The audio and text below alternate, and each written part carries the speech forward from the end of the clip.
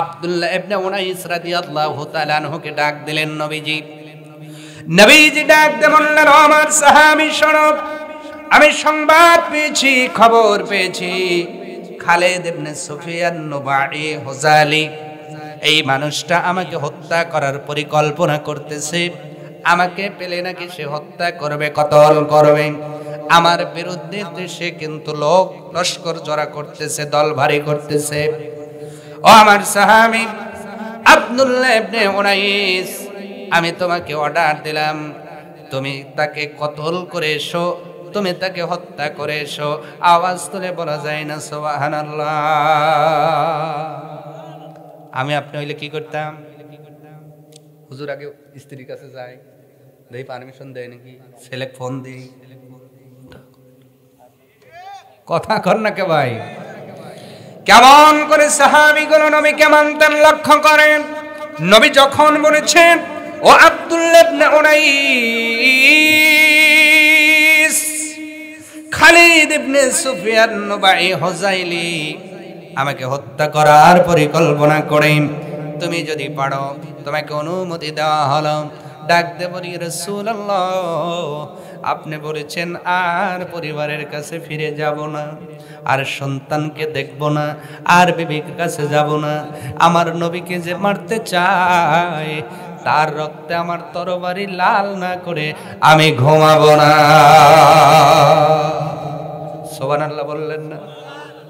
কেমন ছিল সাহাবা আজমাইনদের আমল, কেমন ছিল সাহাবা আজমাইনদের অনুসরণ, কেমন ছিল সাহাবা আজমাইনদের মুহাব্বত। আর আমার আপনার মুহাব্বতটা কেমন লক্ষ্য করেন। কেমন করে আমি বলতে পারি সিরাতাল্লাযীনা আনআমতা আলাইহিম, আল্লাহ আপনি সেই দলে চালান যেই দলে আবু বকর, ওমর, আব্দুল্লাহ ইবনে উনাইস চলে গেছে। যেই মানুষগুলো নবীর জবান থেকে কথা পড়তে দেরি হয়েছে, ফলো করতে দেরি করেন নাই। আব্দুল্লাহ ইবনে উনাইস বলেন, ইয়া রাসূলুল্লাহ আর পরিবারের কাছে ফিরে যাব না, আমার সন্তানের কাছে ফিরে যাব না, আর আরামের বিছানায় পেট লাগাবো না, যত সময় পর্যন্ত তার রক্তে আমার তরবারি লাল না হবে। নাই ও বাঁচবে, নাই আমি বাঁচবো। আমার নবীর দুশমনকে দুনিয়ার অক্সিজেন নিতে দেব না। আল্লাহু আকবার। আজকে যদি আব্দুল্লাহ ইবনে উনাইসের মতো প্রত্যেক গ্রামে 2টা করে যুবক থাকতো, নবীকে ব্যঙ্গ করার ফেলে আর পৃথিবীতে খুঁজে পাওয়া যাইত না। ঠিক কিনা বলেন? মানি না, মানব না, মানতে পারি না, আল্লাহ রাসূলের অবমাননা। মানি না, মানব না, মানতে পারি না, আল্লাহ রাসূলের অবমাননা। অবমাননাকারীরা রক্ষা পাবে না, অবমাননাকারীরা রক্ষা পাবে না। মানি না, মানব না, মানতে পারি না, আল্লাহ রাসূলের অবমাননা। মানি না, মানব না, মানতে পারি না, আল্লাহ রাসূলের অবমাননা। আব্দুল্লাহ ইবনে উনাইস রাদিয়াল্লাহু তাআলা আনহুকে ডাক দিলেন নবীজি। নবীজি ডাক দিয়ে বললেন, আমার সাহাবী শোনো, আমি সংবাদ পেয়েছি, খবর পেয়েছি, খালিদ ইবনে সুফিয়ান নুবাই হুজালি এই মানুষটা আমাকে হত্যা করার পরিকল্পনা করতেছে। আমাকে পেলে নাকি সে হত্যা করবে, কতল করবে। আমার বিরুদ্ধে সে কিন্তু লোক লস্কর জড়া করতেছে, দল ভারী করতেছে। ও আমার সাহাবী আব্দুল্লাহ ইবনে উনাইস, আমি তোমাকে অর্ডার দিলাম, তুমি তাকে কতল করে এসো, তুমি তাকে হত্যা করে এসো। আওয়াজ তুলে বলা যায় না সুবহানাল্লাহ? আমি আপনি হইলে কি করতাম? হুজুর আগে স্ত্রীর কাছে যাই, দেখি পারমিশন দেয় নাকি, ছেলে ফোন দিই, কথা কর না কে ভাই? কেমন করে সাহাবীগুলো নবীকে মানতেন লক্ষ্য করেন। নবী যখন বলেছেন, ও আব্দুল্লাহ ইবনে উনাইস, খালিদ ইবনে সুফিয়ান নুবাই হুজাইলি আমাকে হত্যা করার পরিকল্পনা করেন, তুমি যদি পারো তোমাকে অনুমতি দেওয়া হলো। ডাক দে বলি রাসূলুল্লাহ আপনি বলেছেন আর পরিবারের কাছে ফিরে যাব না, আর সন্তানকে দেখব না, আর বিবির কাছে যাব না। আমার নবীকে যে মারতে চায় তার রক্তে আমার তরবারি লাল না করে আমি ঘুমাবো না। সুবহানাল্লাহ বললেন না? কেমন ছিল সাহাবা আজমাইনদের আমল, কেমন ছিল সাহাবা আজমাইনদের অনুসরণ, কেমন ছিল সাহাবা আজমাইনদের মুহাব্বত। আর আমার আপনার মুহাব্বতটা কেমন লক্ষ্য করেন। কেমন করে আমি বলতে পারি সিরাতাল্লাযীনা আনআমতা আলাইহিম, আল্লাহ আপনি সেই দলে চালান যেই দলে আবু বকর, ওমর, আব্দুল্লাহ ইবনে উনাইস চলে গেছে। যেই মানুষগুলো নবীর জবান থেকে কথা পড়তে দেরি হয়েছে, ফলো করতে দেরি করেন নাই। আব্দুল্লাহ ইবনে উনাইস বলেন ইয়া রাসূলুল্লাহ আর পরিবারের কাছে ফিরে যাব না, আমার সন্তানের কাছে ফিরে যাব না, আর আরামের বিছানায় পেট লাগাবো না যত সময় পর্যন্ত তার রক্তে আমার তরবারি লাল না হবে। নাই ও বাঁচবে নাই আমি বাঁচবো। আমার নবীর দুশমনকে দুনিয়ার অক্সিজেন নিতে দেব না। আল্লাহু আকবার। আজকে যদি আব্দুল্লাহ ইবনে উনাইসের মতো প্রত্যেক গ্রামে 2টা করে যুবক থাকতো, নবীকে ব্যঙ্গ করার ফেলে আর পৃথিবীতে খুঁজে পাওয়া যাইতো না। ঠিক কিনা বলেন? মানি না, মানব না, মানতে পারি না, আল্লাহ রাসূলের অবমাননা। মানি না, মানব না, মানতে পারি না, আল্লাহ রাসূলের অবমাননা। অবমাননাকারীরা রক্ষা পাবে না, অবমাননাকারীরা রক্ষা পাবে না। মানি না, মানব না, মানতে পারি না, আল্লাহ রাসূলের অবমাননা। মানি না, মানব না, মানতে পারি না, আল্লাহ রাসূলের অবমাননা। আল্লাহ রাব্বুল আলামিন বলছেন ওয়াত্তাকুন নারাল্লাতী উইদ্দাত লিল কাফিরিন। আল্লাহ রাব্বুল আলামিন বলছেন ও পৃথিবীর মানুষ, ও পৃথিবীর মানব জাতি, অত্তাকুন নার, এমন একটা আগুনকে ভয় করো। কাকে? ভালো করে বুঝবেন। আল্লাহ পাক আদেশ দিয়ে বলতেছেন সেই আগুনকে ভয় করো। আল্লাতী যাহা উইদ্দাত রেডি করা হয়েছে, প্রস্তুত করা হয়েছে, গঠন করা হয়েছে, বানানো হয়েছে লিল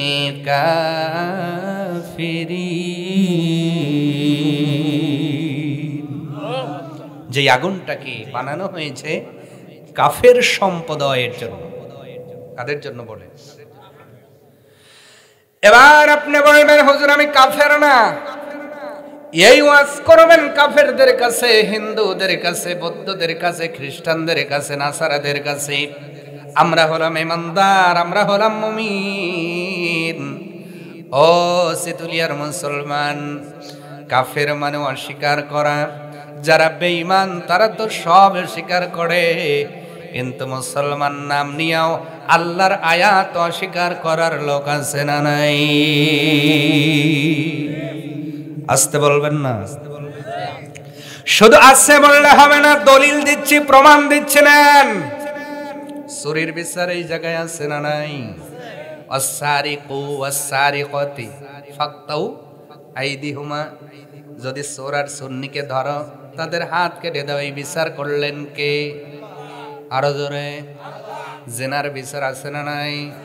জিনার বিচার যদি অবিবাহিত হয় 100টা বেত্রাঘাত করো, আর যদি বিবাহিত হইয়া ধরা পড়ে, সাক্ষ্য যদি থাকে, তাহলে তাকে বুক পর্যন্ত গেড়ে পাথর মেরে শেষ করে দাও। কার হুকুম?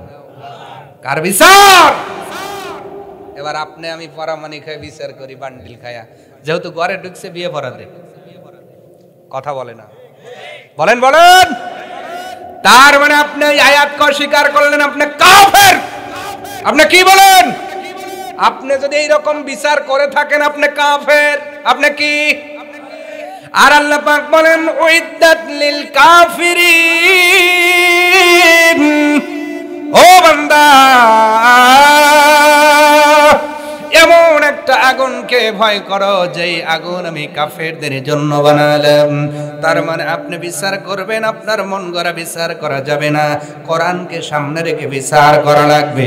আপনার ছেলে কেমনে চলবে কোরআনে আছে না নাই? মেয়েটা কেমনে চলবে কোরআনে আছে না নাই? আপনার স্ত্রী কোন পথে চলবে কোরআনে আছে না নাই? এই বাইরে যদি আপনার মন গড়া আপনি যদি চালান, আপনি হলেন কোরআনের সেই আয়াতগুলো অস্বীকার করলেন। পরিবারের আয়াতগুলো অস্বীকার করার কারণে আপনি হয়ে গেছেন কাফের। উইদ্দাত লিল কাফিরিন, ওই আগুনটা আপনার জন্যই আল্লাহ বানিয়েছে। ও পৃথিবীর মানুষ, যারা দুধের ব্যবসা করতে যাইয়া দুধের মধ্যে পানি মিশাইলা, তারা কি আস্তে আর জোরে আহাল্লাল্লাহুল বাইয়া ওয়া হাররামার রিবা, আল্লাহ ব্যবসা হালাল করলেন, সুদকে হারাম করলেন। যারা গয়ের জোরে এখন 10% খাইতেছেন, এরা কি? ওই যে কোরআনের ওই আয়াত অস্বীকার করার কারণে এরা ওই আয়াতের অনুযায়ী কাফের, ঠিক কিনা? এই জন্য জমির আবাদ করবেন কোরআনে আছে না নাই? ব্যবসা করবেন কোরআনে আছে না নাই? আপনার জীবন পরিচালনা করবেন, পেট নীতি চালাবেন, চক্ষু নীতি চালাবেন, মুখ নীতি চালাবেন, আপনার হাত নীতি চলবে, পা নীতি চলবে, ব্রেন নীতি চলবে, সব কিছু আল্লাহ কোরআনে কারিমার ইনক্লুড করে দিয়েছেন। এর বাইরে যদি আপনি চলে যান, একটা আয়াত যদি অস্বীকার করেন, আপনি কাফের হয়ে যাবেন। আর আল্লাহ পাক বলে বান্দারে, এই শ্রেণী শুধু ওই কাফেরদের জন্য নয়, মুসলমান নাম নিয়ে যারা আমার আয়াত অস্বীকার করে এই শ্রেণী কাফের জন্য আমি আল্লাহ জাহান্নামের আগুন বরাদ্দ রেখে দিয়েছি। এই যে এইটা যে মারবে, কোন দলে মারা লাগবে বিধান আছে না নাই? আসতে বলেন কেন? আছে না নাই? যারা কোরআনের কথা বলে, কোরআন নিয়ে গবেষণা করে, যারা চায় এই কোরআন পার্লামেন্টে যাবে, যারা চায় এই কোরআন দিয়ে সমাজ চলবে, রাষ্ট্র চলবে, পরিবার চলবে, তোমার সন্তান চলবে, তোমাদের মসজিদ চলবে, তোমার সব কিছু কোরআন মোতাবেক চলবে, এই দলে যদি না দিয়া অনেক দলে দেয়, ওইগুলা কি? আসতে বলেন। এই ওয়াজ করার পরে হুজুর দাওয়াত পাইব? না পাইলে না পাইব, দাওয়াত দিলে দিবেন, না দিলে না দিবেন, কোরআনের কথাগুলো বলতেই হবে। কাফের দিয়ে আজকে মসজিদ করে গেছে, কথা কন না বলে নাই? জোহরের নামাজ পড়ছে, কার নামাজ? মাথায় সাদা টুপি, চুলও পাকে গেছে সাদা, দাড়িও পেকে গেছে সাদা, পাঞ্জাবিও পড়ছে সাদা, দাদারে দেখে মনে হয় আজগবি আলাইহিস সালাম। জোহরের নামাজ মসজিদে জামাতে পইরা মুদির দোকানদার মুদিখানায় গেল, যাওয়ার পরে মিথ্যা কথা বলে পণ্য বেচে, এইরকম দোকানদার নাই। আর একজন আবার ওজনে কম দিতেছে, ওজনে আসরের নামাজ পড়ে যায়, তিনজন এক মাইর দিয়ে ডিজিটাল পাল্লায় ডিজিটাল মার দিয়া মাগরিবের সময় আল্লাহ জান্নাত দিও, আল্লাহ আল্লাহকে কবরে এসে দেখ বাটাম রেডি রইছে। ওজন কায়েম করা লাগবে, কার হুকুম? জোরে বলেন। আল্লাহ পাক সূরা আর রহমানে বলতেছেন, আকিমুল ওয়াজনা বিল কিসতি ওয়া লা তুখসিরুল মিজান।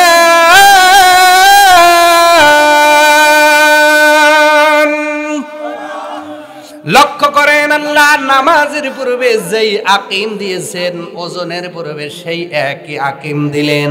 তার মানে নামাজ কায়েম করা যেমন ফরজ, ওজন কায়েম করা তেমনই ফরজ। আজকে অনেকেই নামাজ পড়ে কিন্তু ওজনে ভেজাল আছে। সূরা আর রহমানের এই আয়াত অনুযায়ী সে কাফের, কারণ ওজনের আয়াত মানে না। কথা কন না কা? এই জন্য আল্লাহ পাক বলছেন উইদ্দাত লিল কাফিরিন,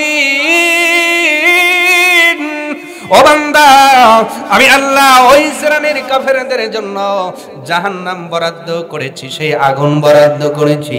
এবার আপনারা বলবেন হুজুর কেমন আগুন আল্লাহ বানালেন? দুনিয়ার আগুনে পুড়লে আপনার কষ্ট আছে না নাই?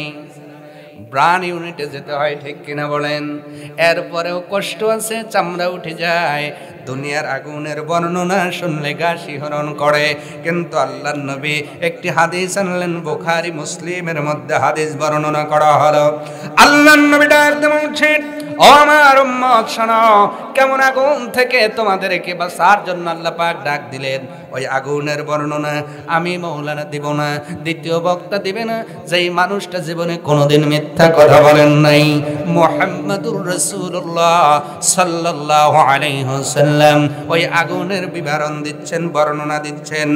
নারুকুম জুজউম মিন 70 জুজআম মিন নারি জাহান্নাম। আল্লাহ নবী ডাক দিয়ে বলছেন, পৃথিবীর মানুষ শোনো, আল্লাহ পাক দুনিয়ার আগুনের চাইতেও 70 গুণ তেজি আগুন জাহান্নামে বানিয়ে রেখেছে। কয় গুণ? এটা কি আমার কথা? কার কথা বলেছেন? নবী মুহাম্মাদুর। আল্লাহ নবী ডাক দিয়ে বলছেন, দুনিয়ার আগুনের চেয়ে 70 গুণ তেজি আগুন আল্লাহ জাহান্নামের মধ্যে বানালেন। আপনার সাহাবীরা বললেন, কিলা ইয়া রাসূলুল্লাহ, ওগো আল্লাহর রাসূল, ইন কানাত লাকাফিয়া, দুনিয়ার আগুনই তো যথেষ্ট ছিল শাস্তি দেওয়ার জন্য, কারণ দুনিয়ার আগুনেই পড়লে মানুষ বাঁচে না, দুনিয়ার আগুনেই পড়লে মানুষ ঝলসে যায়। আমরা বারে বারে দুর্ঘটনা দেখেছি, শর্ট সার্কিটের কারণে, আগুন লাগার কারণে অনেক মানুষ যদি বের হতে না পারে, তারা পুঁটি মাছের মতো ভাজা ভাজা হয়ে যায়। সাহাবীরা বললেন, ইয়া রাসূলুল্লাহ, 70 গুণ তেজ বাড়ানোর কি দরকার ছিল? দুনিয়ার আগুন ইয়া রাসূলুল্লাহ ইন কানাত লিকাফিয়া, দুনিয়ার আগুনই তো এটা যথেষ্ট ছিল শাস্তি দানের জন্য। আল্লাহ পাক কেন জাহান্নামের আগুনকে 70 গুণ তেজি বানালেন? আল্লাহর নবী ডাক দিয়ে বললেন, ও আমার সাহাবীরা শোনো, দুনিয়ার আগুনকে আরো 69 ভাগ করা হয়েছে। দুনিয়ার আগুন হলো 1 ভাগ, আর ওই হলো 69 ভাগ, এই হলো 70 ভাগ। আল্লাহর নবী ডাক দিয়ে বলেন, এক একটা ভাগ এক একটা ভাগের চেয়ে উত্তপ্ত। বলেন নাউজুবিল্লাহ। 70টা ধাপ আগুনের, চিন্তা করেন, একটু কল্পনায় আনেন। কয়টা ধাপ?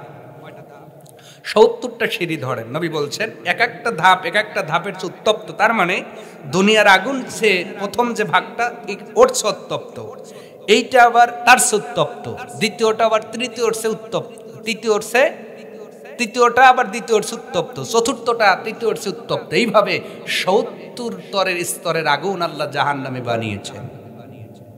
আল্লাহর নবী বলছেন, সাহাবীরা রে, প্রত্যেকটা আগুনের অংশ সেই আগুন, উপরের আগুন থেকে আল্লাহর কাছে পানা চায় দিনের মধ্যে 70 বার। সুবহানাল্লাহ বাজ্জা বইলেন।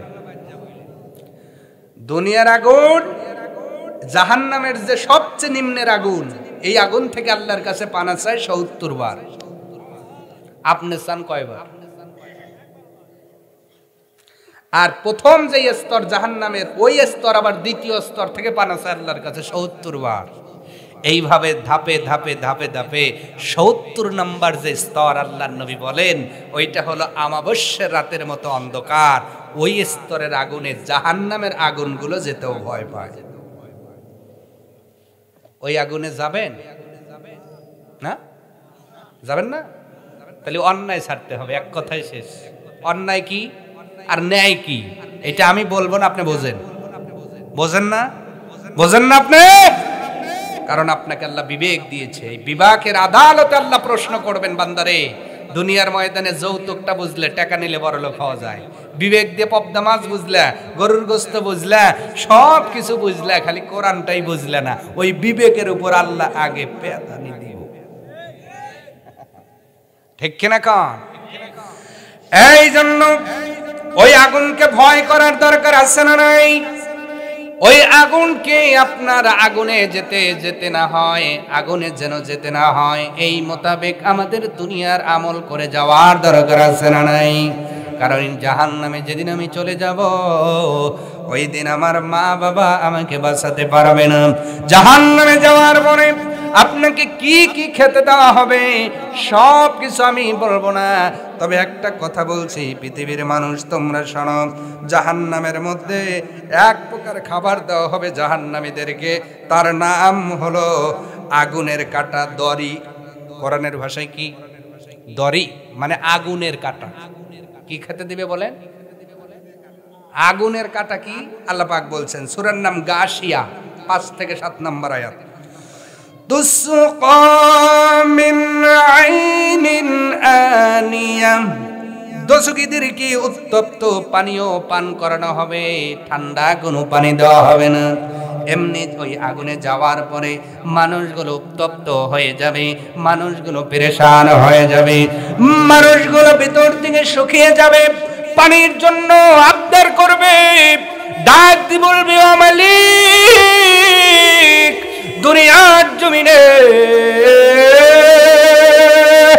চৈত্র মাসে দিনে ধান নিতে গেলে দিনের মধ্যে কয়েকটা বার পানি পান করেছি, আজকে জাহান্নামে আসার কারণে আমার গলা শুকায় গেছে, পেট শুকায় গেছে, একটু কি পানি পাওয়া যাবে না? আল্লাহ পাক বলছে, বান্দারে, ওই জাহান্নামের আগুনে যাওয়ার পরে, জাহান্নামে যাওয়ার পরে মানুষগুলো যখন পানির আবদার করবে, তুসকা মিন আইনিন আনিয়া, ওই দিন তাদের উত্তপ্ত পানি পান করানো হবে। বলেন নাউজুবিল্লাহ। জ্যৈষ্ঠ মাসে দিনে আপনি পানি চাইলেন, চাচা চাচি যদি টিউবওয়েল চাইপে নাই না 2 ঘন্টা আগের পানি দেয়, মেজাজ ভালো না খারাপ? পানি চাইলাম জন্য গরম পানি দেওয়া লাগবে, টিউবওয়েল চাইপে আনা গেল না, কথা কনা। দুনিয়ার গরমের সময় এতটুকু গরম পানি পান করতে পারেন না। আল্লাহ পাক বলছেন, এই আগুনকে ভয় করো, যে আগুনে গেলে তোমাকে উত্তপ্ত কাঁটা দিয়ে শুধু দেওয়া হবে না, উত্তপ্ত পানি পান করানো হবে। নাউজুবিল্লাহ বলেন। লাইসা লাহুম তাআমুন ইল্লা মিন দারি'। আল্লাহ পাক বলছেন, জাহান্নামীর এবার শুধু উত্তপ্ত পানি পান করানো হবে না, ওখানে যারা খাবারের জন্য আবদার করবে তাদেরকে কোনো প্রকার খাবার দেওয়া হবে না, ইল্লা মিন দারি', শুধুমাত্র একমাত্র তাদের খাবার দেওয়া হবে, খাবারটার নাম হলো দড়ি। জোরে বলুন নাউজুবিল্লাহ, আরে একটু জোরে বলুন নাউজুবিল্লাহ।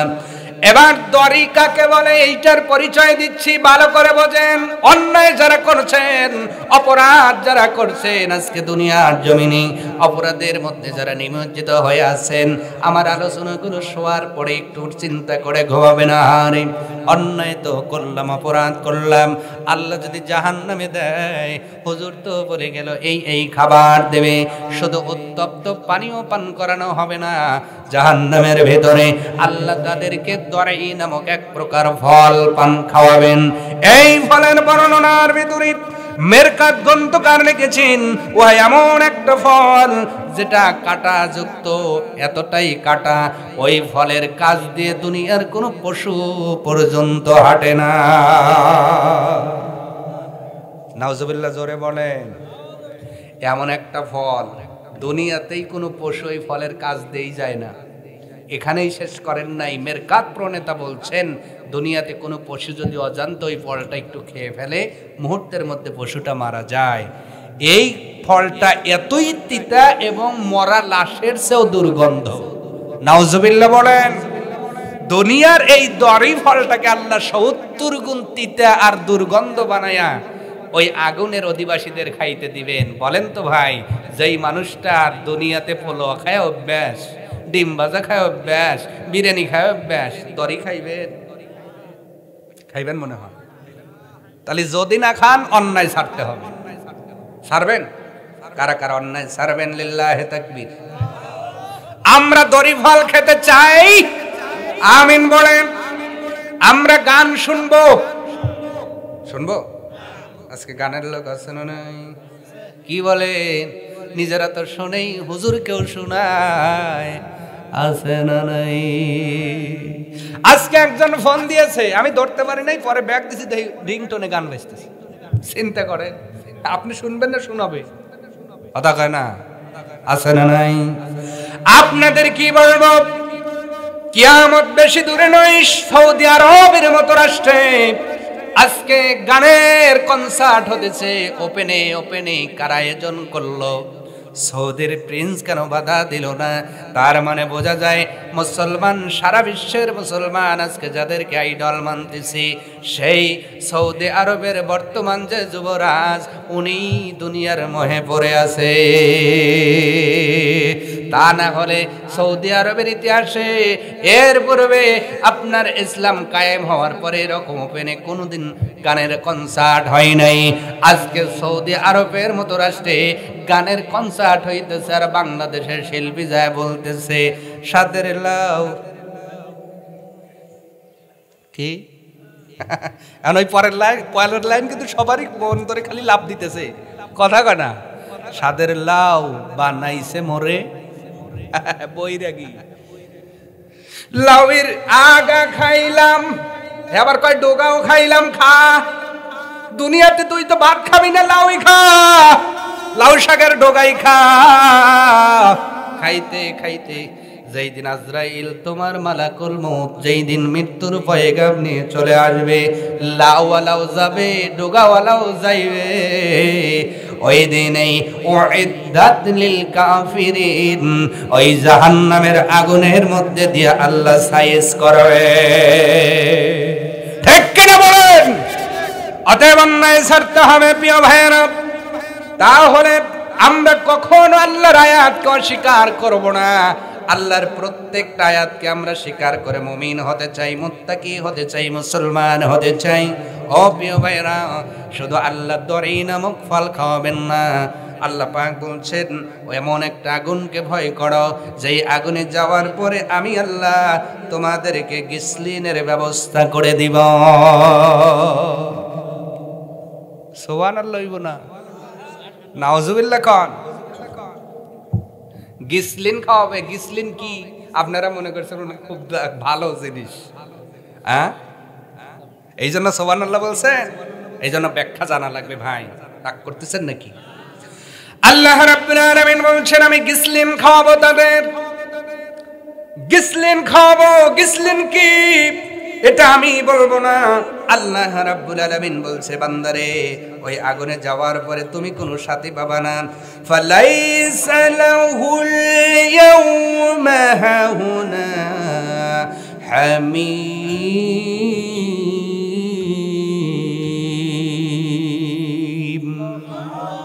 ও বান্দা, ওই দিন যাওয়ার পরে কোনো বন্ধু পাওয়া যাবে না। দুনিয়াতে তোমার বন্ধু আছে, দুনিয়াতে সাথী আছে, কষ্টে পড়ে গেলে উদ্ধার করে, বিপদে পড়লে ডাক দিলে ভাই বন্ধু পাওয়া যায়। কিন্তু ওই আগুনে যাওয়ার পরে তুমি কোনো বন্ধু পাবা না, তুমি কোনো সাথী পাবা না। ওয়ালা তুআমুন ইল্লা মিন গিসলিন।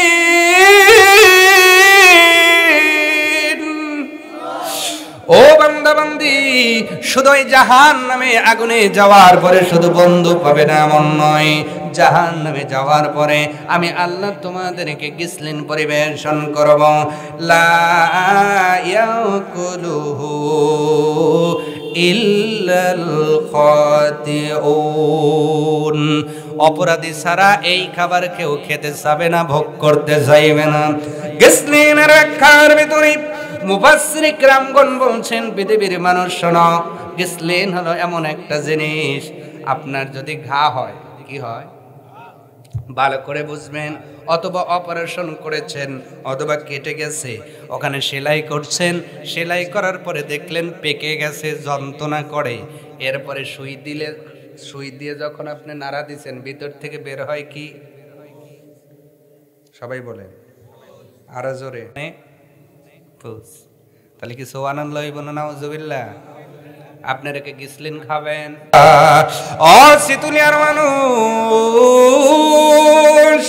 অন্যায় করতেছো, অপরাধ করতেছো, সুদ ঘুষ রাহাজানি ছিনতাই খুন খারাপি, দুনিয়ার জমিনটা বড় বানানোর জন্য, দুনিয়ার বিল্ডিংটা বড় বানানোর জন্য, দুনিয়ার ব্যবসাকে বড় বানানোর জন্য, দুনিয়ায় নিজের নামটারে বড় বানানোর জন্য হালাল হারাম বলে অন্যায়ের মধ্যে নিমজ্জিত হয়ে আজকে যে জীবনটা পরিচালনা করতেছ, আল্লাহ না করুক যদি এই কাফের অবস্থায়, অস্বীকারী অবস্থায় মৃত্যুবরণ করো, আল্লাহ পাক বলেন এই শ্রেণীর অস্বীকারীদের জন্য আমি সেই আগুনকে তৈয়ার করে রেখেছি, মারা গেলেই তাদের সেই আগুনের মধ্যে নিক্ষেপ করা হবে। বলেন নাউজুবিল্লাহ।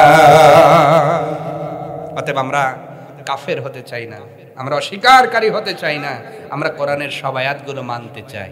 ঠিক কিনা ভাই বলেন? মানবেন তো?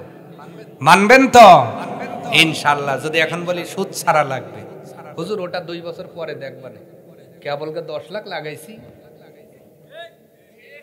জোরে জোরে। এখন যদি বলি আল যে ঠেলছেন, কালকে যে একটু সোজা একটু আলটা দিয়েন, কইলে হুজুর অত কল ঠেকা পড়ে নাই, জমি ভালোই পাইছি, 4 বছর সাইটিয়ে 1.5 শতক বাড়া আলাইছি, ওই জায়গায় ইরি লাগাইয়া যে খাওয়া খাইতেছি আপনার ওয়াজ শুনে আমার ঠেকা পড়ে নাই, জাইল ঠিক মতো দেবো আমি। কথা কন না।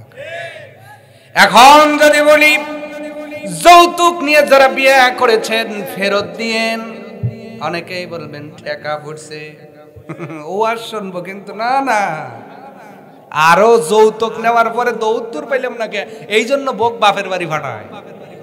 কথা কন। শ্বশুর যদি না দেয়, হ্যাঁ এটা আপনার স্ত্রীর হক, এর জন্য হয়তো জোর দিতে পারেন, হক আছে। এই যে দৌত্তর আমরা বুঝি, এটা কিন্তু খারাপ নয়, এটা হক, এটা মিয়ার হক। কার হক? অথচ এইটা নিলে মানুষ এমন ভাবে তাকায়, মনে হয় যে সুদের চেয়ে বড় কিছু খাইলো, অথচ এটা হালাল হক জিনিস। আর যেটা যৌতুক নাপাক হারাম, ওইটা আদর করে দেয়। জামাই লিব না, বাবা লেওয়াই লাগবে, এই যুগে না নিলে মনে করে সওয়ালের ভেজাল আছে। জোরে জোরে জোরে। আমি নিজে বাস্তব প্রমাণ। আমার বিয়ের জন্য মাত্র 29টা মেয়ে দেখা হয়েছে। কয়টা? আমার মা একটা মেয়েকে পছন্দ করেছিল, মেয়ে পক্ষ দেবে না, মেয়ের বড় চাচা ওরা যে আমি চাকরি করি না এই জন্য, যদিও সেই মেয়েটার এখন বিয়ে করছি। সুবহানাল্লাহ। রেজেকের মালিক কে? ভাগ্য লিখেছেন কে? ওরা যে হইলে কাম হইব না, আল্লাহ তোমার কপালে লিখে রাখছে, ঠিক কিনা? তো ওনারা দেবে না, আব্বু খালি বলে তাহলে অন্য মেয়ে দেখি। আমার আম্মু যেটাই দেখে কয় না চললো না ওইটাই, মানে মায়ের চোখে ধরছে ওইটা, কোনোটাই হয় না। এইভাবে দেখতে দেখতে 29টা মেয়ে দেখছে।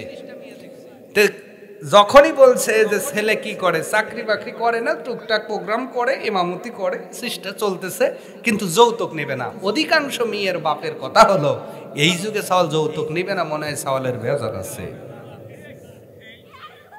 কি আছে? মানে এই যুগে চাওয়া লাগবে 12 লাখ, 15 লাখ, 22 লাখ, তাহলে বুঝবে সওয়াল 1 নাম্বার। সওয়াল কয় নাম্বার? 1 নাম্বার। বলে সওয়াল চাই না কেন? যেটা হারাম ওইটা জোর করে দিব, আর যেটা হালাল ওইটা না দিয়া হজে যাওয়ার আগে সওয়ালে কইব আয় বেটা রেজিস্ট্রি হইরে দি হজে যাই। ওরে সোনার আজিরে, এই পাওয়ার আল্লাহ তোমার দেয় না, আল্লাহর কসম।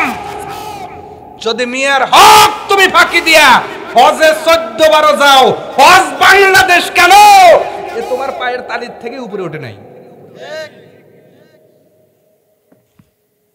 এমন হাজি আছে না, হজে যাওয়ার আগে ছেলে বলে আইসো সাইরিয়ে দিয়ে যাই, আল্লাহর কসম আপনার হজ কবুল হয় নাই। যতদিন আপনি ওই মেয়েটারে আপনার ওর কাছ থেকে ক্ষমা না নেবেন, হক্কুল্লাহ হক্কুল ইবাদ, একটা আল্লাহর হক আর একটা বান্দার হক। আল্লাহর হক, আপনি নামাজ দুই একক তো ছুটে গিয়েছে, ঘুম ধরেছিল পড়েন নাই, হয়তো যে কোনো কারণে আল্লাহ পাক বলে বান্দা এটা আমার এখতিয়ার, আমি মাফ করলে পৃথিবীতে কেউ অবজেকশন করবে না। কিন্তু যদি বান্দার 2 টাকাও ফাঁকি দিয়ে আসো, আমি কিয়ামতে তার কাছেই পাঠাবো। খুব ভালো করে বুঝেন, আল্লাহর রাস্তায় শহীদ হলে জীবনের সব গুনাহগুলো মাফ হয়ে যায়, কিন্তু পরের দিন মাফ হয় না। আর আমরা কত বড় শহীদ হব যে প্রত্যেকটা বছর অন্যের টাকা মাইরে খাইতেছি, আর আসরের জোহরের ফজরের নামাজ পড়ে কই রব্বানা জালামনা। আল্লাহ আল্লাহ কই আইসো তো কবরে কই দিয়ে ফলাও একবারে।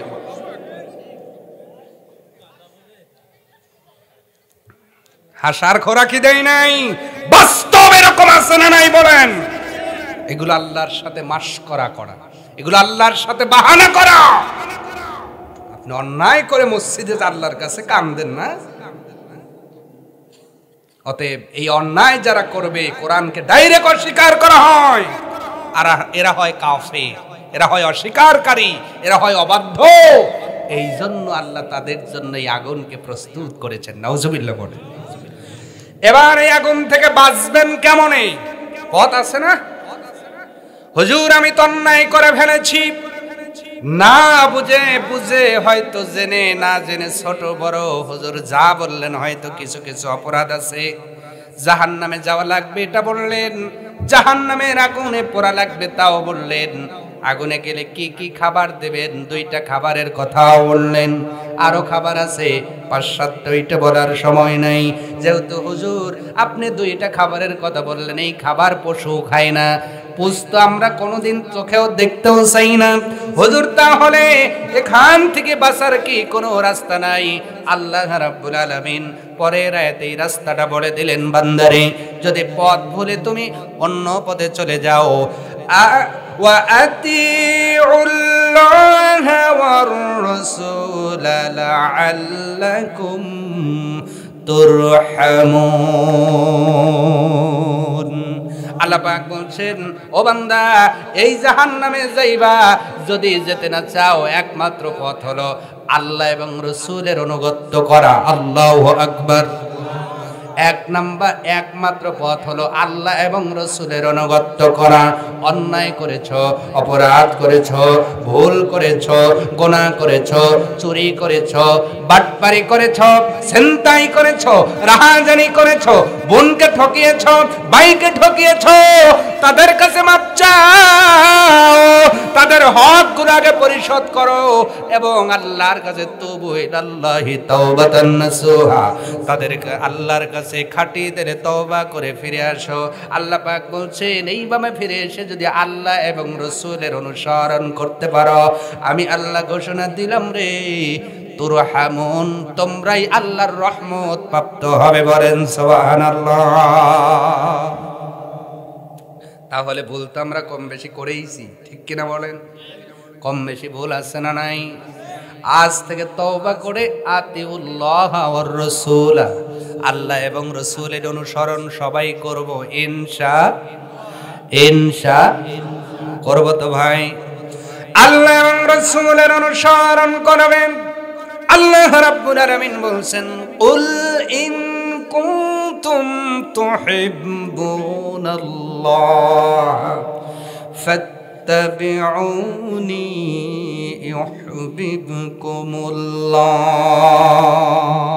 ওয়া ইয়াগফির লাকুম যুনুবাকুম আল্লাহু গফুরুর রহিম। আল্লাহ পাক বলছেন, ওগো নবীজি আপনি বলে দেন, ইন কুনতুম তুহিব্বুনাল্লাহ, যদি তোমরা আল্লাহর প্রিয় ভাজন হতে চাও, যদি অন্যায় থেকে ফিরে আল্লাহর খাঁটি বান্দা হতে চাও, নবী আপনি জানায় দেন ফাত্তাবিউনি, তারা যেন আপনি নবী আপনার ইত্তেবা অনুসরণ করে। আর নবীর অনুসরণ করলে আল্লাহ দুইটা পুরস্কারের কথা বললেন। এক নাম্বার ইউহিব্বুকুমুল্লাহ, আল্লাহ তারে ভালোবাসবেন। দুই নাম্বার ওয়া ইয়াগফির লাকুম যুনুবাকুম আল্লাহু গফুরুর রহিম। আল্লাহ পাক বলেন, দুই নাম্বার আমি তোমার জীবনের গুনাহ মাফ করে দিব শুধুমাত্র আমার নবীকে মানার কারণে। আমি শুধু ভালোবাসবো না রে বান্দা, ইতিপূর্বে যা গুনাহ করেছো, অপরাধ করেছো, আমার নবীকে সঠিকভাবে অনুসরণ করার কারণে আমি আল্লাহ ইতিপূর্বের সব গুনাহগুলো মাফ করে দিব। তাহলে রাসূলকে অনুসরণ করার দরকার আছে না নাই? আসতে বলবেন না, জোরে বলেন আছে না নাই? আল্লাহর রাসূলকে যদি আমরা অনুসরণ করি, অন্যর গাছের পেয়ারা কি ছিঁড়তে পারবো? নবী কোনদিন ছিঁড়ছেন? সাহাবীরা ছিঁড়ছেন? আল্লাহর রাসূলকে যদি মানি, বিয়ার সময় যৌতুক নিতে পারবো? পারবো? নবী নিছেন, সাহাবীরা কি নিছেন?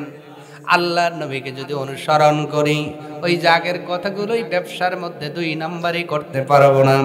দুনিয়া মক্কাতুল মুকাররমায় নবীর যেই সাহাবীগুলো সবচেয়ে ধনাঢ্য ছিলেন, ব্যবসা করে বড়লোক হয়েছিলেন, তার মধ্যে অন্যতম একজনের নাম হলো আব্দুর রহমান ইবনে আউফ। ব্যবসা করে কত বড়লোক হয়েছিলেন। আমার যুবক ভাইয়েরা, আপনাদের বলছি, ইন্টারনেটের যুগে আপনারা সার্চ করে দেখবেন, বর্তমান বিশ্বের সবচেয়ে ধনী যেই ব্যক্তি, তার নাম হলো বিল গেটস। তার সম্পদের পরিমাণ হলো 75 বিলিয়ন মার্কিন ডলার। 75 বিলিয়ন মার্কিন ডলার। কিন্তু আব্দুর রহমান ইবনে আউফের যে সম্পদ আল্লাহ তারে দিয়েছিলেন, আজকে এই যুগে মুহাদ্দিস কিরামগণ, আপনার আলেম শ্রেণীর লোকেরা তার সম্পদের একটা অংশ, আপনার সম্পদের একটা আপনার হিসাব করেছেন, তাতে বর্তমান এই মার্কিন ডলারের হিসাবে আসে 528 বিলিয়ন মার্কিন ডলার, যা 7টা বিল গেটসকে এক জায়গায় করলেও হবে না। আওয়াজ তুলে বলুন সুবহানাল্লাহ। আব্দুর রহমান ইবনে আউফ ব্যবসা করে কত সম্পদ কামিয়েছেন।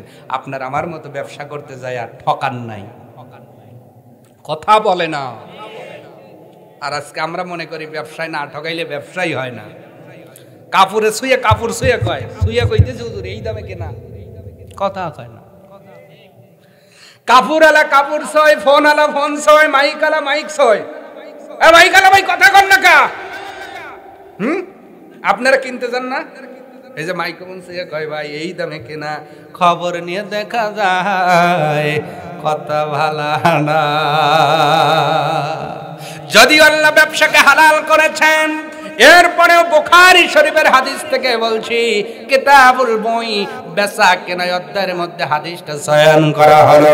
আল্লাহ নবী হাদিসের মধ্যে বললেন, আল্লাহ যদিও ব্যবসাকে হালাল করেছেন, কিন্তু যেই ব্যবসার মধ্যে মিথ্যার আশ্রয় নেওয়া হয়, ওই ব্যবসাটাও হারাম হয়ে যায়। বলেন নাউজুবিল্লাহ।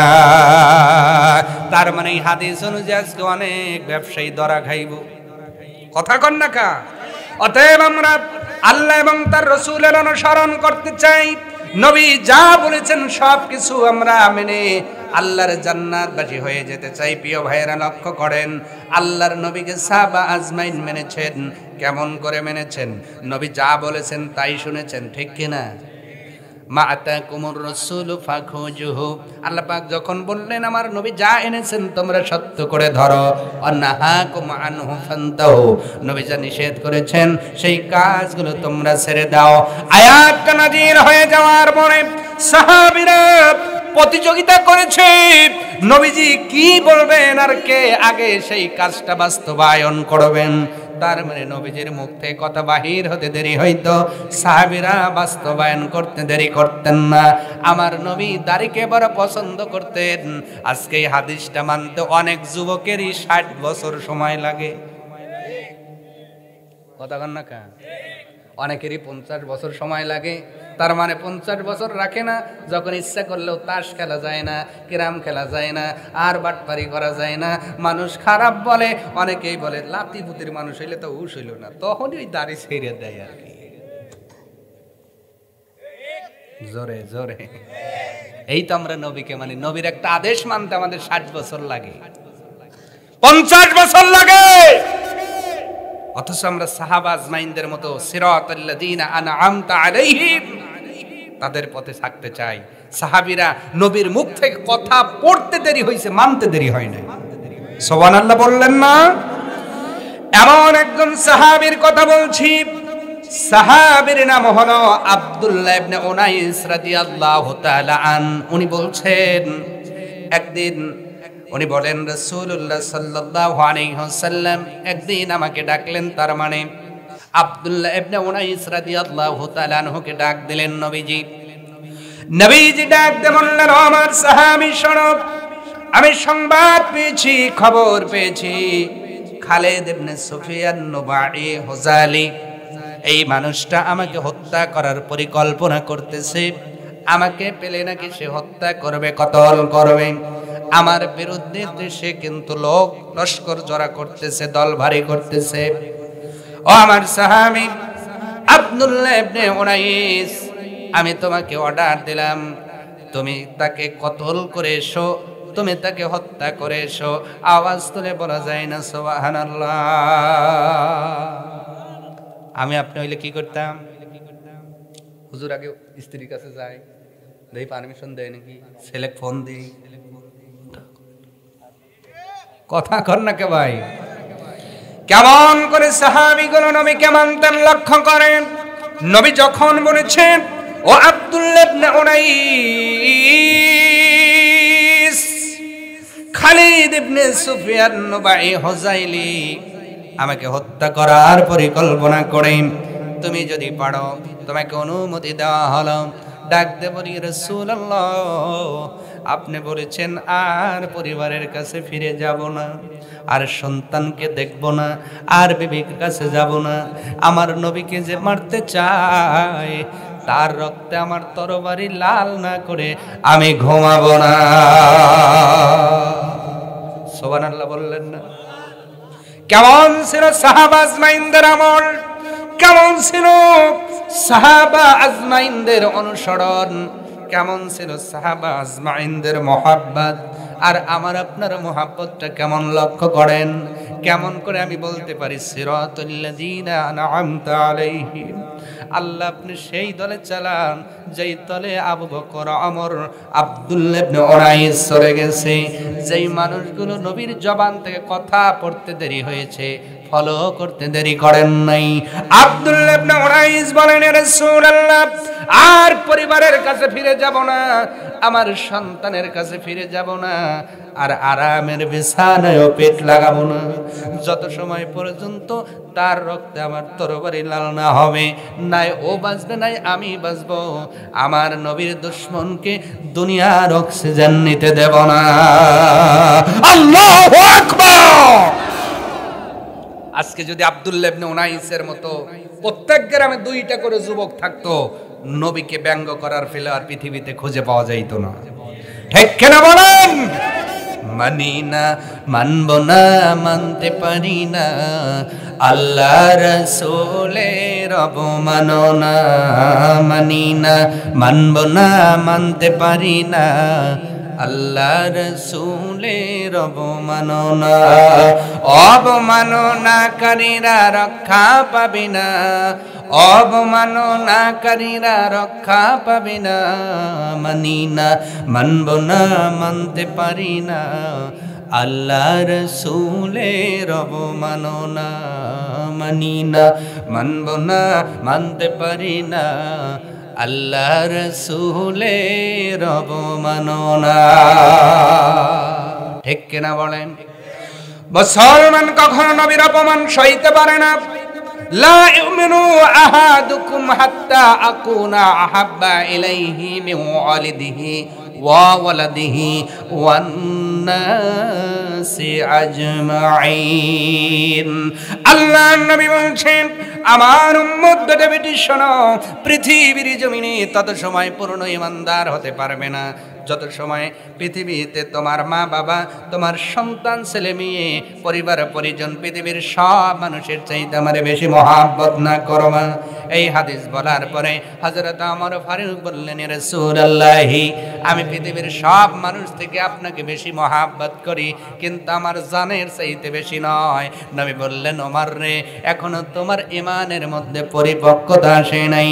হযরত ওমর ফারুক বলেন, ইয়া রাসূলুল্লাহ যেহেতু ঈমানটা পরিপক্ক হয় নাই, জান জান ঘোষণা দিয়ে দিলাম, এখন থেকে আমি আমার জীবনের চাইতে আপনি নবী, আপনাকে বড় ভালোবাসি।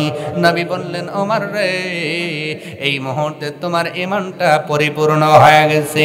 তার মানে নিজের জীবনের চাইতে নবীকে বেশি মহব্বত করতে হবে, ভালোবাসতে হবে। আমার ভাইয়েরা, আব্দুল্লাহ ইবনে উনাইস রাদিয়াল্লাহু তাআলা আন বলেন, নবীজি তাকে কতল না করে আমি বিছানায় পেট লাগাবো না। এবার আব্দুল্লাহ ইবনে উনাইস ডাকতে বলেন, ইয়া রাসূলুল্লাহ, আমি তো জীবনে তারে দেখি নাই, একটু বৈশিষ্ট্য বলে দেন, কেমনে তারে চিনব? নবী ডাকতে বললেন, আমার সাহাবী আব্দুল্লাহ ইবনে উনাইস, তুমি শোনো, তার বৈশিষ্ট্য হলো ওই মানুষটার কাছে গেলে তোমার শরীরটা শিহরিত হয়ে যাবে। আরেকটু জোরে বলেন না। নবী বলে দিচ্ছেন, তার কাছাকাছি গেলে তোমার শরীর কি করবে? শিহরিত হবে, ঝাঁকি দিবে, কেঁপে উঠবে। আল্লাহু আকবার। আমার নবী ডাকতে বলছেন, আমার সাহাবী আব্দুল্লাহ ইবনে উনাইস, তুমি শোনো, সে কোন জায়গায় আছে তাও আমি বলে দিচ্ছি। পুরনা নামক স্থান, যেই জায়গাটা একটু পাহাড়ের মতো উঁচু, ওই জায়গায় সে অবস্থান করতেছে বর্তমানে। ওখানে গিয়ে তুমি তাকে পেয়ে যাবা। সে তো আমাকে হত্যা করবার জন্য পায়তারা করে। পৃথিবীর মানুষ শোনো, সাহাবা আজমাইন কেমন করে নবীকে অনুসরণ করেছেন। নবীজির একটা কথা শুনিয়া আব্দুল্লাহ ইবনে উনাইস রাদিয়াল্লাহু তাআলা আনহু বলেন, আমি আর বাড়িতে ফিরে গেলাম না, সন্তান ছেলে মেয়ে স্ত্রী পরিবারের কাছে ফিরে গেলাম না। আমার বুকের সাথে তরবারিটা ঝুলাইয়া নিলাম, আর মদিনার থেকে উরনা নামক স্থানের দিকে রওনা করে দিলাম। আল বিদায়া গ্রন্থের ভিতরে লেখা হলো, হযরত আব্দুল্লাহ ইবনে উনাইস বলেন, আমি মদিনা থেকে যাইতে যাইতে যখন উরনা নামক স্থান পেয়ে যাব, একটা লোককে দেখতে পাইলাম যে তার স্ত্রীদেরকে নিয়ে থাকার জায়গা বানাইতেছে। আমি তাকে দেখে একটু থমকে গেলাম। কিছু দূর যাওয়ার পরে তার নিকটবর্তী হওয়ার সাথে সাথে নবীজির কথা মিলে গেল। আমার গাটা ঝাঁকি দিয়ে উঠল, শিহরিত হয়ে গেল। আমার আর বুঝতে বাকি রইল না, এই লোকটাই হলো খালিদ ইবনে সুফিয়ান। উনি আর দেরি করলেন না, ডাক দিলেন। ডাক দেওয়ার পরে খালিদ ইবনে সুফিয়ান বলতেছেন, আপনি কে? আপনাকে এলাকায় তো দেখি নাই। উনি ডাক দিয়ে বলছেন, আমার পরিচয় পরে দিব, তুমি একে বলো তোমার নাম কি? খালিদ ইবনে সুফিয়ান বলে, হ্যাঁ। এবার আল্লাহর নবীর সাহাবী বলেন, এই জন্যই তো শরীরটা ঝাঁকি দিল। ডাক দিয়ে বলছি, খালিদ ইবনে সুফিয়ান, তুমি শোনো, নবীজির কথা বলতেছেন। মক্কায় একটা লোক এসেছে, যিনি দাওয়াত দেন দিনের, যিনি দাওয়াত দেন কোরআনের, যিনি দাওয়াত দেন রিসালাতের।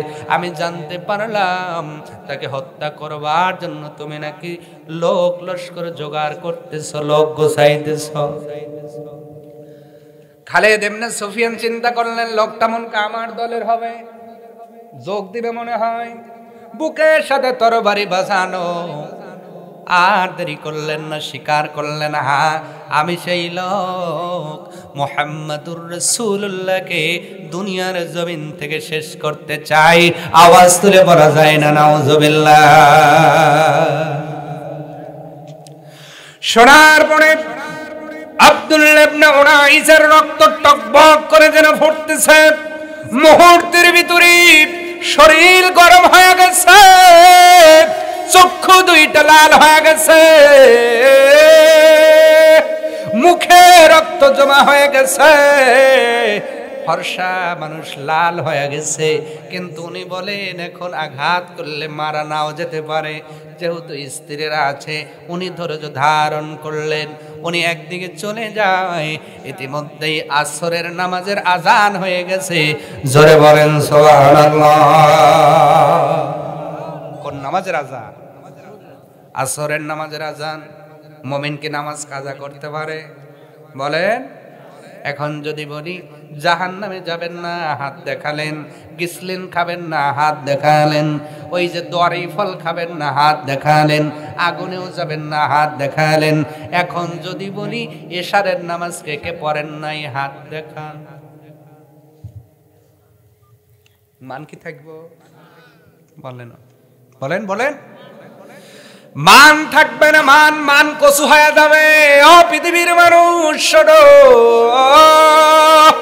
সাহাবীর কানে আজানের ধ্বনি অথবা আজানের সময় উনি দেখলেন, আজানের সময় হয়তো হয়ে গেছে, উনি আজানটা অনুভব করলেন, শ্রবণ করলেন।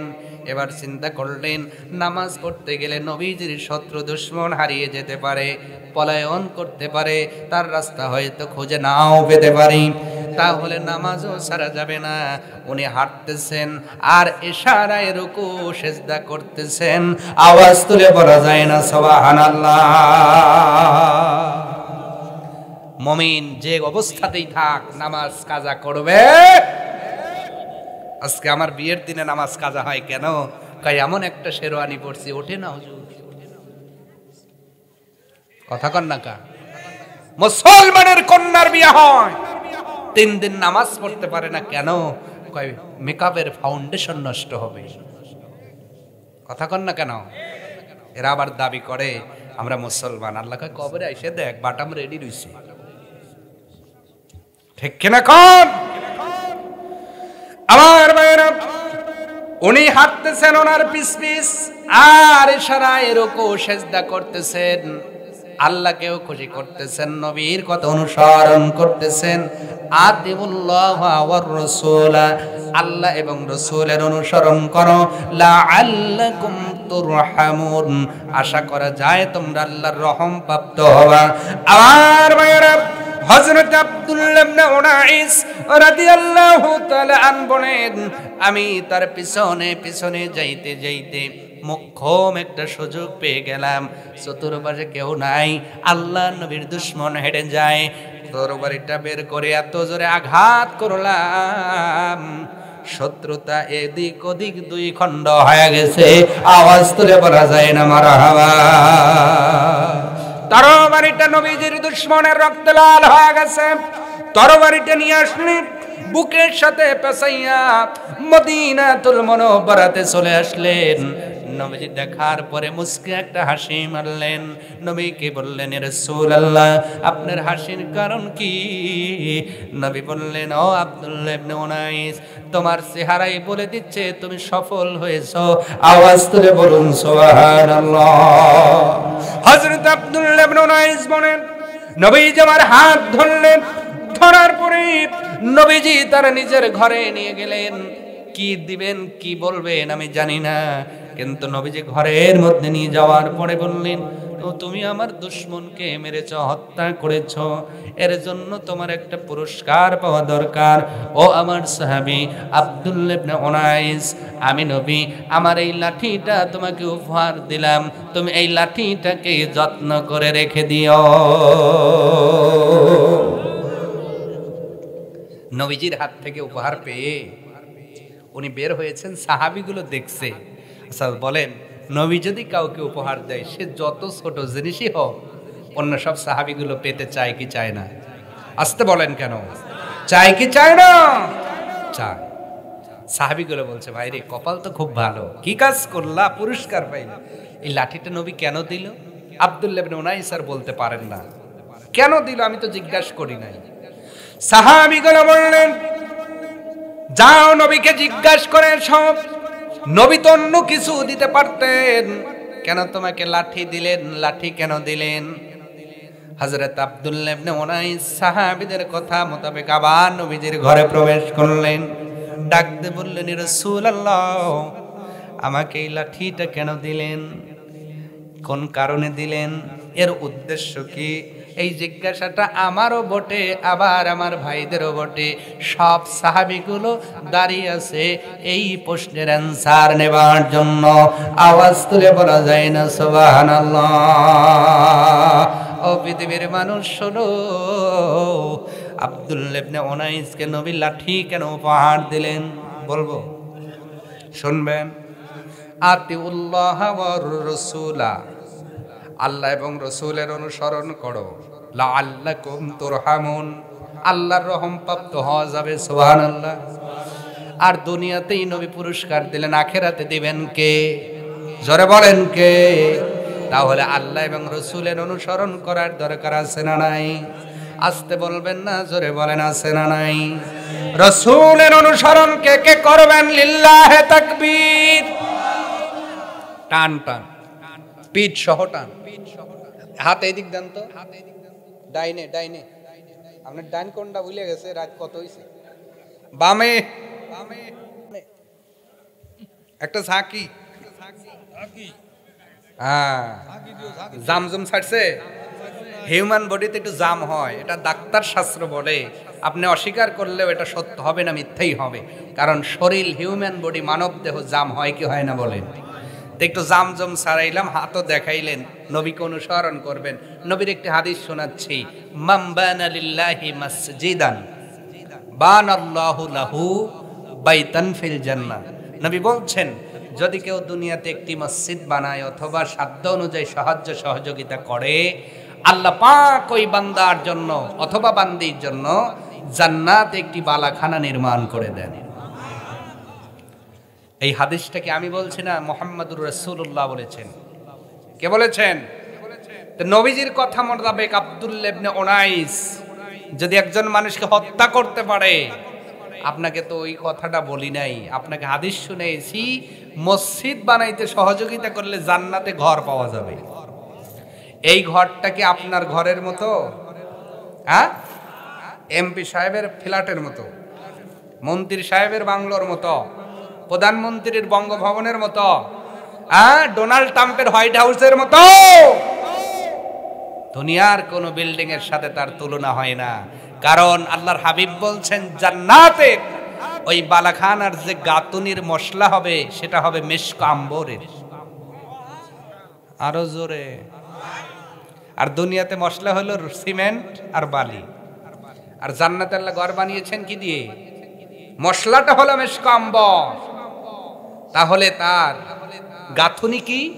সাহাবীরা বললেন, নবী বললেন, তার গাঁথুনি হবে একটা সোনার ইট আর একটা রূপার ইট। আরো জোরে। এই জাতীয় বিল্ডিং বালাখানা আমরা চাই কি চাই না? চাই কি চাই না? তাহলে যার দান যত বড়, তার বালাখানা তত বড়। তো এইবার কি আপনারা প্রস্তুত আছেন? আছেন নাকি দ্বিতীয় বক্তা দিয়ে শেষ? শেষ। যারা দিছেন তারা দোয়ার চাষ দিবেন। কি চাষ ভাই? দোয়ার চাষ এলাকায় বোঝেন না আপনারা? আলুটা পাঁচটা, হ্যাঁ, তার মানে এলাকায় আমাদের নিয়মে চাষ যত বেশি হয়, ফসল তত ভালো হয়। আজকের এই জালসায় দান যতবার দিবেন, ইমানের মাটি তত উর্বর হবে, ফসল তত বেশি পাওয়া যাবে। একবার দিছেন, দ্বিতীয় বক্তা কি হয়েছে? প্রধান বক্তা দিবেন না? তা আমি তো বড় জামাই, আমার কামাই বেশি হওয়া লাগবে, ঠিক কিনা কম? এত সময় ইমানের একটু আলোচনা হলো। এই মুহূর্তে একটু মসজিদের উন্নয়ন দরকার। আমার ভাইয়েরা বলেন তো, আল্লাহ ইচ্ছা করলে এই মসজিদ তথা পৃথিবীর সব মসজিদ আল্লাহ সোনা দিয়ে বানাতে পারতেন। এই ক্ষমতা আল্লাহর আছে না? আর যারা আসতে বলছেন, আছে না? না নাই? আছে না নাই? এবার আপনারা জিজ্ঞেস করবেন, হুজুর এত সোনা আল্লাহ পাইবে কোথায়? স্বর্ণকান্তের কাছ থেকে আল্লাহ মনকে দাঁড় লিব নাকি? যাই বাংলাদেশের সোনা যারা এই করো, দাও আমাকে দাও, মসজিদ বানাবো, যেমন আমাদের নেতারা নেয় আর কি। আল্লাহকে ওইটা নিব? সাতটা আসমান আল্লাহ কি কি দিয়ে বানিয়েছেন, এই বর্ণনা যদি করি তাহলে বুঝবেন। ওইটা করার দরকার নাই, একটা বলি। ষষ্ঠ আসমান যে আল্লাহ বানিয়েছেন শুধু নির্ভেজাল সোনা দিয়ে। আসমানটা কত বড় তাহলে বলেন তো? ছোট? প্রথম আসমানের হিসাব দেই। প্রথম আসমানে পৃথিবীর কোনো মানুষ যেতে পারবে না, কারণ পৃথিবীর একদম মানে যেটা নিকটে তারকা, এই তারকার নাম হলো ব্যালেট লুইস। নাম কি ভাই? এই ব্যালেট লুইসে যদি কেউ যেতে চায়, অ্যাপোলো 11 বর্তমান পৃথিবীর সবচেয়ে দ্রুত যান, যেটা অ্যাপোলো 11 রকেট, যেটা চাঁদে যায়, এইটার গতি সেকেন্ডে 11 কিলোমিটার। মারহাবা বলেন। এক সেকেন্ডে কত যায়? হ্যাঁ, এক সেকেন্ডে কত যায়? 11 কিলো সেকেন্ডে। তাহলে 10 সেকেন্ডে কত? 110। 10 সেকেন্ডে কয় কিলো গেছে? 110 কিলো। 20 সেকেন্ডে কত? 220। 30 সেকেন্ডে 330, তাহলে 60 সেকেন্ডে 660।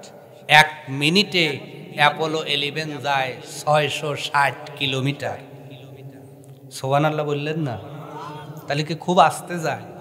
হ্যাঁ, এটা মানুষ সৃষ্টি করেছে মানুষের বুদ্ধি দিয়া এই চাঁদে যাওয়ার জন্য অ্যাপোলো 11। কিন্তু বিজ্ঞান বলছে যদি কেউ দুনিয়ার সবচেয়ে কাছের সেই ব্যালেট লুইস তারকায় যেতে চায়, অ্যাপোলো 11-এ উঠে সময় লাগবে পৃথিবীর হায়াতের 1,15,000 বছর। বাঁচবেন আপনি? আসতে বলে আপনি বাঁচবেন কয় বছর বলেন? তাহলে অ্যাপোলো 11-এ উঠে যদি এত, তার মানে সম্ভব নয়। তার উপরে আছে প্রথম আসমান।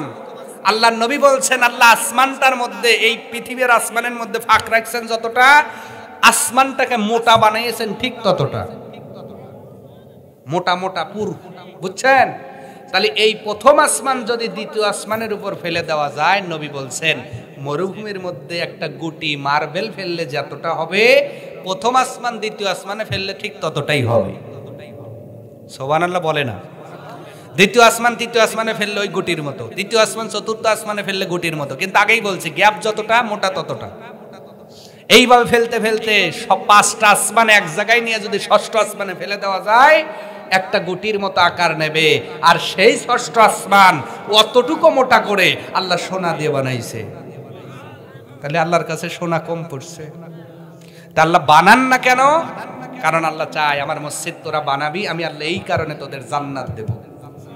জোরে বলেন না, লান তানালুল বিররা হাত্তা তুনফিকু মিম্মা তুহিব্বুন। সাহাবে আজমাইনদের মতো করে আমরা একটু মসজিদটা বানাতে চাই ভাই, ঠিক কিনা বলেন? আবু বকর ওমরের মতো করে আজকের এই দিনে দিয়েছেন, আর একবার করে দিবেন এই আশা আপনাদের রেখে মসজিদের জন্য একটু আপনাদের কাছে হাতটা পাতলাম। মহিলারা আছে কিছু না চলে গেছে? মহিলারা কি কিছু দিছে? শুয়ে পড়ছে? মহিলাদের তো ওয়াজ করা হয় নাই, এই জন্য দান নাও দিতে পারে। করব মহিলাদের আলোচনা, 2টা ওয়াজ করবো আজকে মহিলাদের। কয়টা?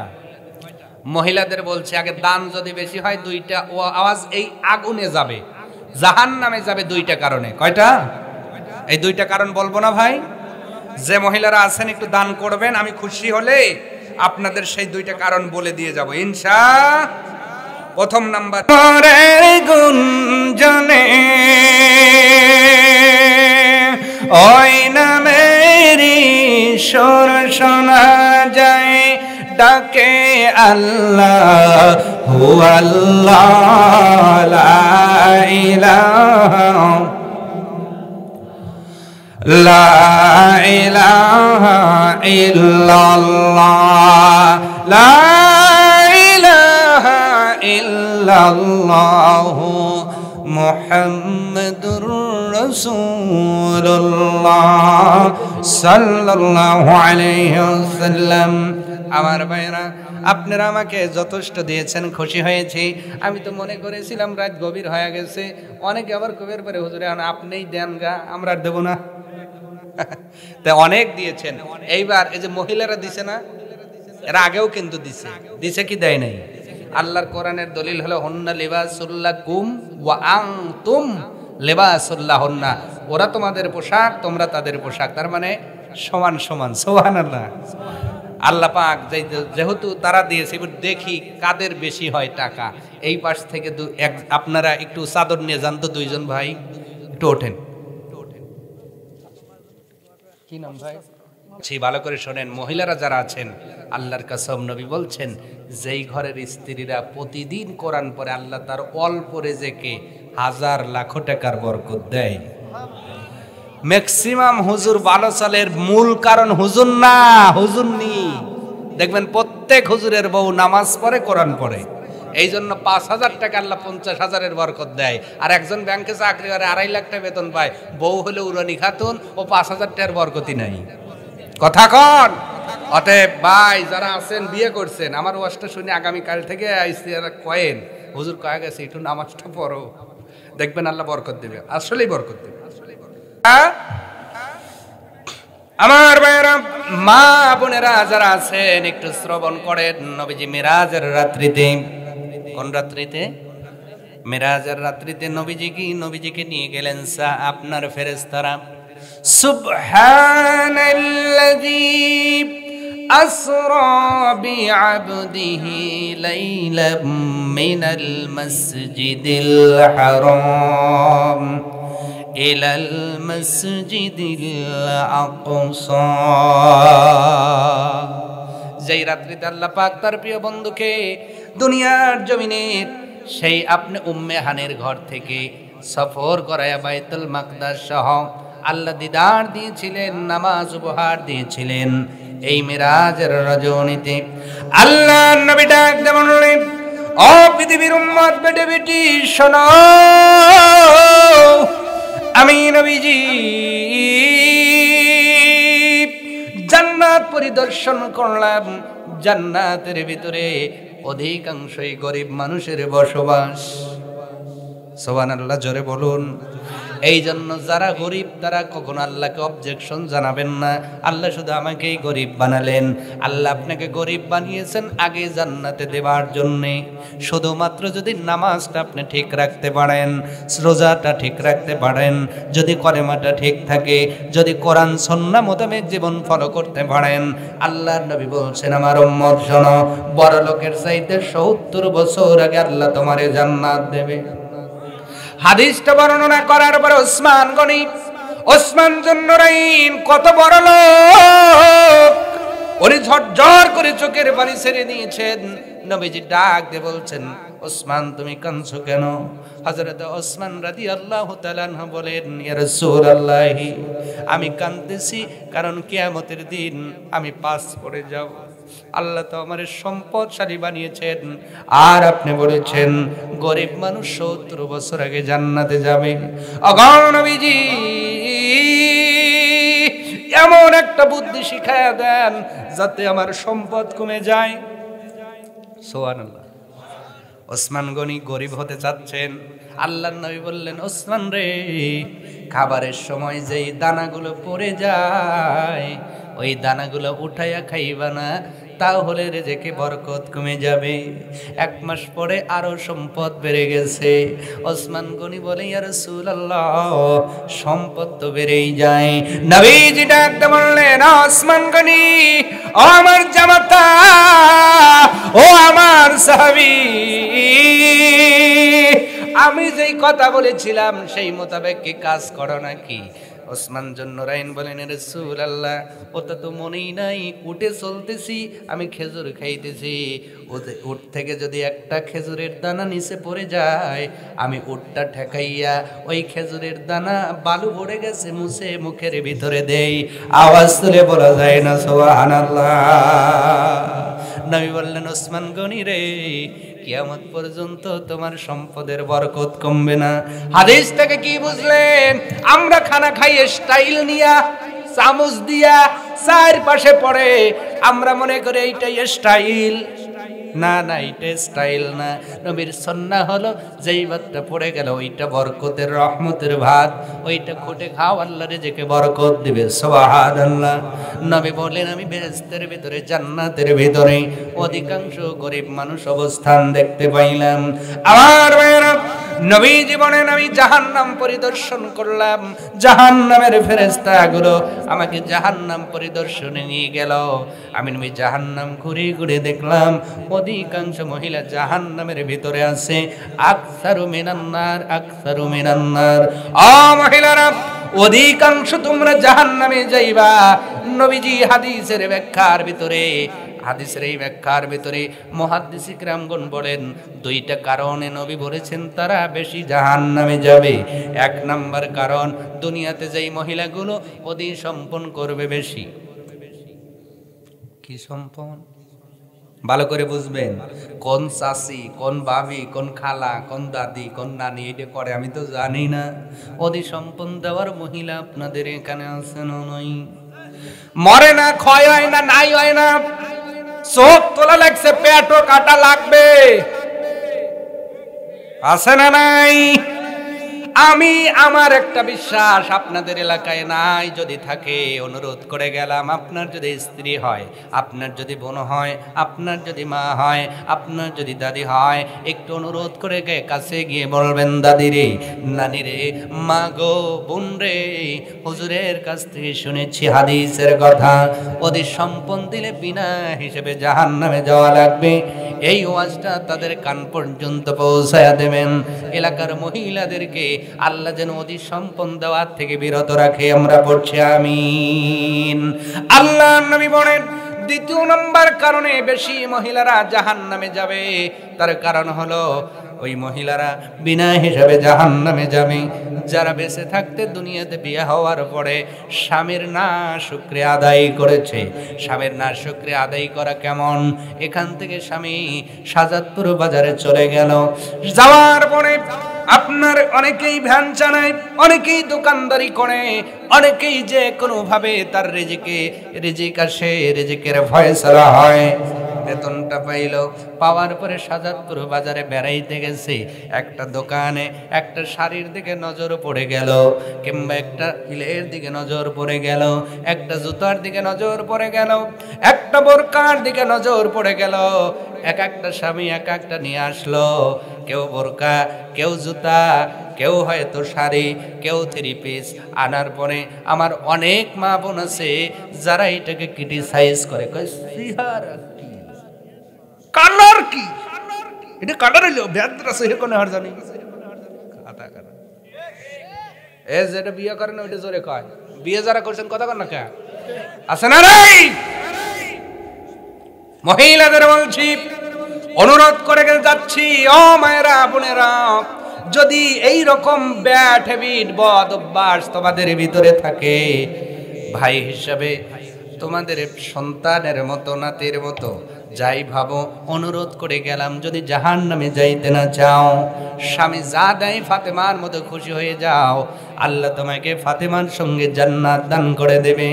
আর যদি স্বামীর না শুকরিয়া আদায় করো, বিশেষ করে সব মহিলারা যখন বাপের বাড়িতে যায়, যদি প্রতিবেশী কোনো মহিলা এসে জিজ্ঞাসা করে, কিরে তোর স্বামী কেমন, শুরু হয় কথা কান না কা। যদি অধিকাংশ ভালো, কিছু কিছু আপনাদের গুলো ভালো আছে, উল্লাপাড়ার সুজার কথা কইতেছি, আপনাদের গুলো ভালোই না। স্বামীর যা বলা যায় তাও বলে, যা বলা যায় না তাও।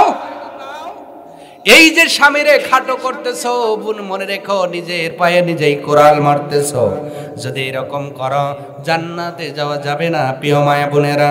অতএব স্বামীর শুকরিয়া আদায় করো, আল্লাহ আর রাসূলের অনুগত্য করো, লাআল্লাকুম তুরহামুন। আল্লাহ মহিলাদেরকেও রহম দান করবে, বলুন আমিন। আল্লাহ এই দুইটা কাজ থেকে মহিলাদের হেফাজত করুন, এবং এই দুইটা কাজ থেকে ফিরায়া যেইগুলো পজিটিভ, মানে অযথা নিয়ে ঝগড়া না করে, অধিসম্পন্ন না করে, মা বোনরা যেন ভালো ভালো কথা বলতে পারে, আল্লাহ যেন তৌফিক দান করে, বলেন আমিন। এবং যাদের বিয়ে হয়েছে তারা যেন স্বামীর খেদমত করে জান্নাত হাসিল করতে পারে। এই ওয়াজ শুনে কেউ যদি ফেসবুক আর